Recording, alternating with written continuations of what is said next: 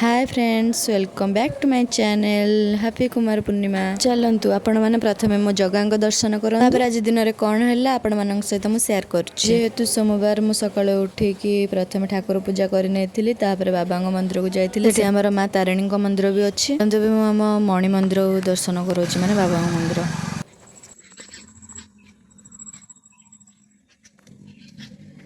तो से माँ को दर्शन भी सारिकी आम बाहरी पड़लु घर को मो भौणी मोर जाइलु मंदिर को।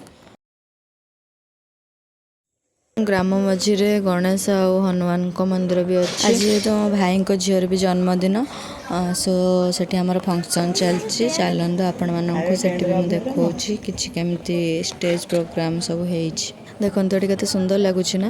ये आम समस्ते भौणी आ छोट छोट भाई मैंने भी बसी सेपटे आम भोजी सब बंटन चली मु ओषा सब रेडी करनी आशा कला बेले तो वीडियो कर पोखरी को आम जाइलु समस्ते दीदी मैंने चलते देखिए कौन आम कलु।